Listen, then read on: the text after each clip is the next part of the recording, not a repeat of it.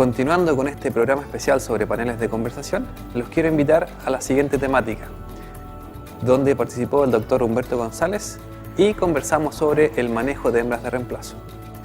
A continuación, veamos sobre esta temática en el siguiente panel de conversación.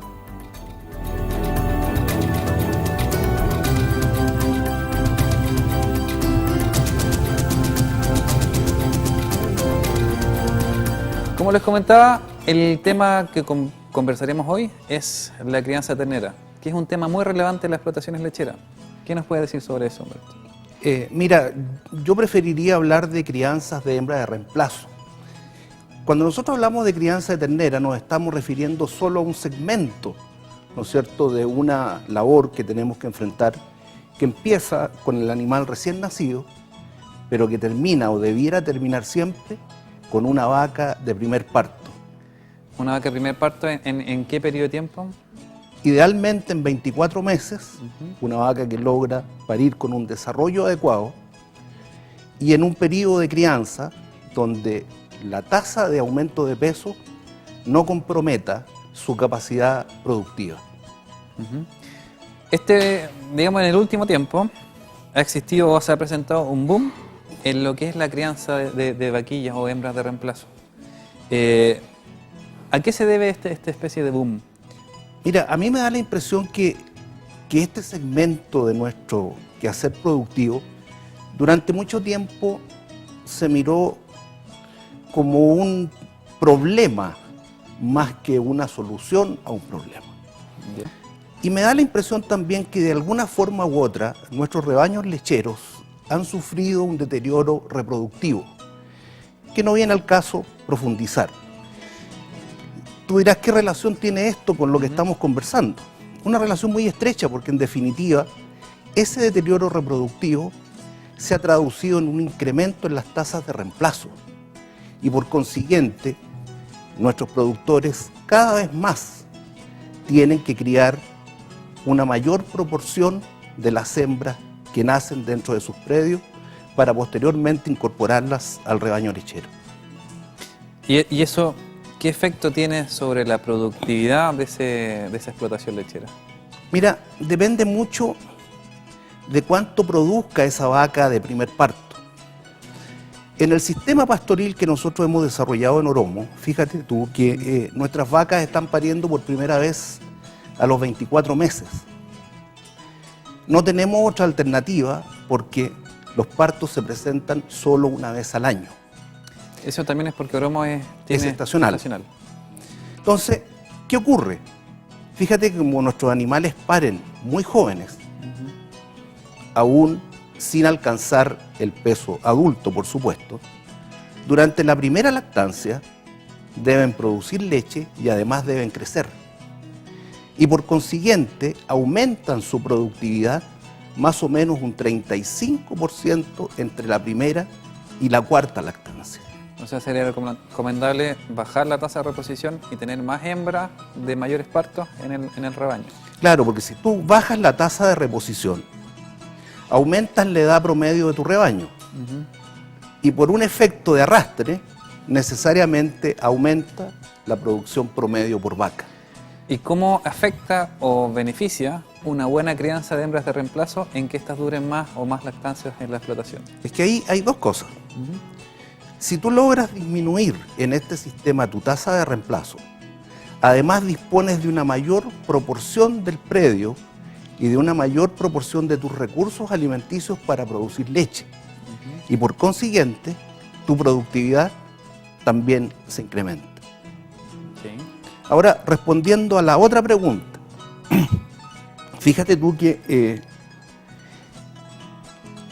de acuerdo al biotipo que nosotros tenemos, que es un Holstein seleccionado para pastoreo, nosotros nos hemos propuesto como principal objetivo tener una hembra pariendo de 24 meses con un peso postparto del orden de los 440, 450 kilos.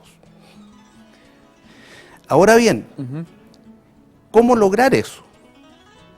Yo te diría que es relativamente sencillo en pastoreo. ¿Eso va un poco en cuáles son los principales elementos a considerar en la crianza o viene en otra parte? yo te diría que son las bases fundamentales como para poder identificar esos elementos. ¿Qué ocurre? Que en estos sistemas pastoriles, todos los animales se comienzan a cubrir a los 15 meses, Sí, en promedio. para que calce los 24 meses de la aparición. Exactamente. Y eso más o menos es, en fecha calendario, del orden del 15 de octubre. No sé si me explico. Sí, Y por consiguiente, fíjate tú, que la hembra que nace temprano tiene más edad que la hembra que nace más tarde a una misma fecha, ¿no es cierto?, por una cuestión Vale, cronológica. Ujú. Y por consiguiente, la tasa de incremento de peso que tiene que tener por cada día es más baja. Ujú. ¿Dónde surge el problema? El problema surge principalmente en las hembras que nacen muy tarde, que para nuestro sistema deben llegar Ujú. al mismo peso, ¿no es cierto?, pero a una menor edad. Eso es considerando el sistema estacional. ¿Tiene algún efecto también en los sistemas no estacionales? Mira, en los sistemas no estacionales existe una cierta ventaja con respecto a este tema. Ujú. Por ejemplo, supongamos un sistema biestacional donde una proporción de las vacas pare en otoño, la otra proporción en primavera. Ahí hay más flexibilidad, porque si nosotros no alcanzamos un desarrollo adecuado para un primer parto a los 24 meses, siempre te queda la posibilidad de que esa hembra que nació en otoño para en primavera o viceversa. Con lo cual tienes, ¿no es cierto?, un colchón de más o menos 6 meses con el propósito de incorporar a tus hembras, ya sea a los 2 años o a los 2 años y medio dentro de tu rebaño productivo. Pero ahí existiría un lapso de 6 meses que obviamente es un costo extra de crianza, digamos. Sin lugar a dudas. Sin embargo, en el sistema monoestacional el costo es mayor, es de 1 año. Es un año, exactamente. Por lo tanto, nosotros estamos absolutamente obligados en nuestro sistema pastoril monoestacional a tener un primer parto a los 24 meses. Ahora yo creo que existen como bases o fundamentos o principios rectores de qué es la crianza, digamos, ya sea para un sistema estacional o no estacional. ¿Nos puedes contar un poco sobre eso? Eso? Mira, ¿cómo no? En mi opinión, existen 2 periodos críticos dentro de esta etapa. El primero es entre el nacimiento y los 6 meses y los 3 meses de edad, donde nosotros podemos pecar y cometer errores principalmente por defecto. Me estoy refiriendo a una subnutrición. Y el segundo periodo va entre los 3 meses y el momento en que la hembra alcanza su pubertad, es decir, el momento en el cual la vaquilla empieza su actividad sexual cíclica, empieza a demostrar eso que en el campo llamamos estro o celo. ¿Cuáles son los elementos que debe considerar un productor que quiere tener una crianza interesante o que sea productiva y que beneficie obviamente la productividad de las vacas posteriores? Justamente apuntar a no cometer errores durante estos periodos. Voy a profundizar un poco en la respuesta para poder explicar. ¿Cómo no? Fíjate tú que los primeros 3 meses de vida son muy importantes porque durante este periodo, en la glándula mamaria en formación, lo que se está depositando es principalmente tejido graso. Ahora tú dirás, pero ¿qué importancia tiene el tejido graso si no es el tejido graso el que secreta la leche? Lo que pasa es que la cantidad de tejido secretor que una hembra tiene para comenzar su primera lactancia es directamente proporcional a la cantidad de tejido graso que deposita durante los 3 primeros meses de vida. Entonces, durante esos 3 primeros meses, si nosotros no criamos adecuadamente nuestra ternera, podemos producir un efecto permanente en su nivel productivo. Ya, o sea, es importante, relevante para la producción futura los primeros 3 meses. Exactamente. Y desde los 3 meses a la pubertad. ¿Qué ocurre? Durante los 3 meses hasta la pubertad, una alta proporción de este tejido graso empieza a ser reemplazado, en primer lugar, por tejido de conducción de leche, el cual última instancia va a terminar en su extremo superior en tejido secretor. Entonces, ¿qué ocurre? Entre los 3 meses y la pubertad, la glándula mamaria, y aquí, discúlpame Gonzalo, voy a tener que usar un tecnicismo, pero espero poder explicarlo, tiene y experimenta un crecimiento alométrico positivo. ¿Qué significa eso? Algo muy sencillo desde un punto de vista práctico, que es que crece a una tasa mayor que el resto del organismo. Y ese crecimiento alométrico positivo termina cuando la hembra alcanza la pubertad. Es decir, cuando una hembra Holstein, por ejemplo, llega más o menos a los 280, 290 kilos de peso vivo.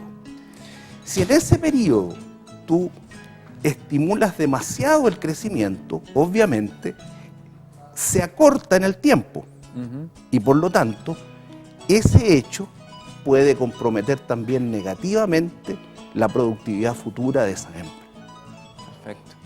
Ahora, volviendo en las primeras partes, a los primeros 3 meses, generalmente las mayores mortalidades y otros elementos complicados ocurren en esa etapa.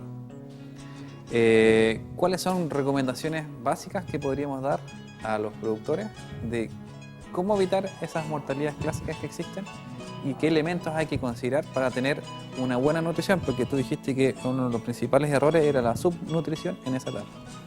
Mira, sin lugar a dudas la subnutrición está muy asociada a la mortalidad por sistemas inmunológicos deprimidos. Sin embargo, hay un concepto fundamental que todo productor debiera aplicar, que es cerciorarse que la ternera durante las primeras 6 horas de vida ingiera por lo menos entre 3 y 4 litros de calostro. Ese hecho le va a conferir a la hembra una capacidad inmunológica que le va a permitir, sin lugar a dudas, poder enfrentar de buena forma este periodo muy crítico. Fíjate tú que nosotros, una vez que nos hemos cerciorado que ese hecho se da, nos atrevemos en Oromo a sacar nuestras terneras a pastorear en los primeros 5 días de vida, en un sistema a la intemperie, con muy pocos lugares de resguardo y con una mortalidad prácticamente nula. Ya, les dimos calostro. ¿Qué alimentación le tenemos que dar a esas terneras? Tú dices que salen a pastorear, pero no es el único y exclusivo alimento. Exactamente. Hay que entender que la ternera es un monogástrico, es un rumiante potencial. Es justamente en este periodo donde nosotros tenemos que responsablemente llegar a un rumiante funcional en el menor tiempo posible. Exclusivamente con pasto eso no es factible, no se puede, es imposible. El animal necesita una alimentación líquida, ¿no es cierto? Que en el caso nuestro, como es un periodo muy corto en el tiempo y muy importante, hemos decidido hacerlo en este momento con leche entera. Sin lugar a dudas, también, y de hecho lo hemos probado, funciona el sistema con sustituto. Sin embargo, también es fundamental durante este periodo incorporar algunos granos o algunos concentrados, porque sin lugar a dudas, el efecto de esta suplementación adicional se traduce en una mucosa, ¿no es cierto?, funcional, en papilas ruminales, ¿no es cierto?, que nos van a permitir paralelamente hacer un uso temprano y eficiente del forraje que les estamos aportando. O sea, en el sistema que hacen ustedes le dan leche entera en este caso, pero puede ser sustituto, le dan un poco concentrado y promueven el pastoreo en forma temprana para transformar a este rumiante no funcional en un rumiante funcional a corto plazo, me parece. Vamos a hacer como la última parte, cuáles son los puntos más críticos de la crianza, ya los nombraste, pero creo que le des importancia al punto más crítico y con eso ya vamos a terminar la conversación del día de hoy. ¿Cómo no? El más crítico, nacimiento 3 meses, donde generalmente pecamos por defecto.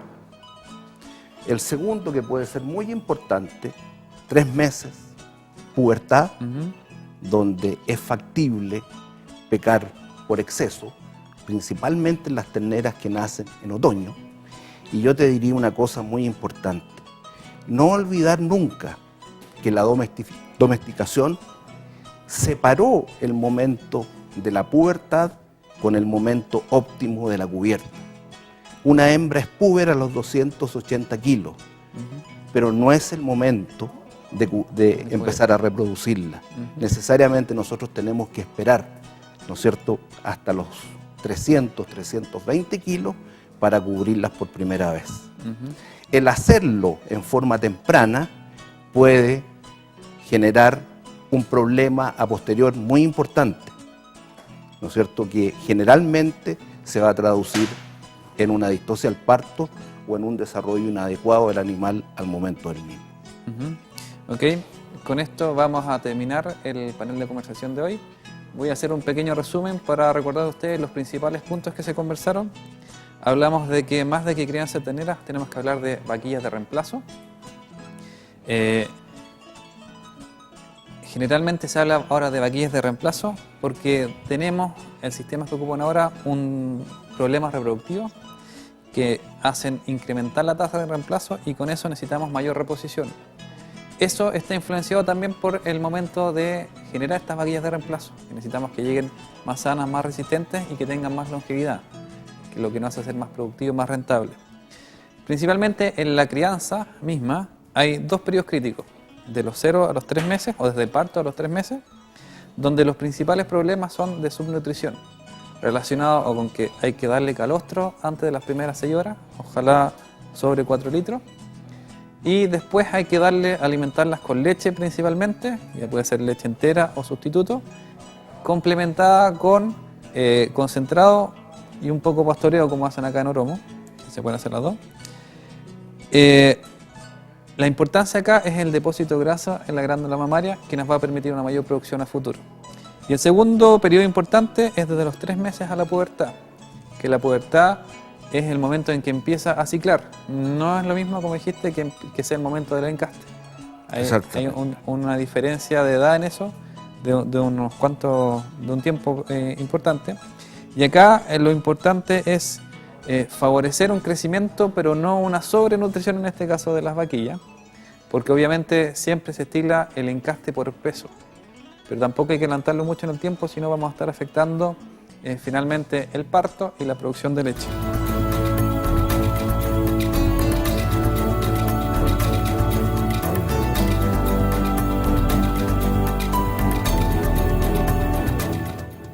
Ya revisamos 2 temas importantes, como son el manejo de praderas y la crianza de hembras de reemplazo.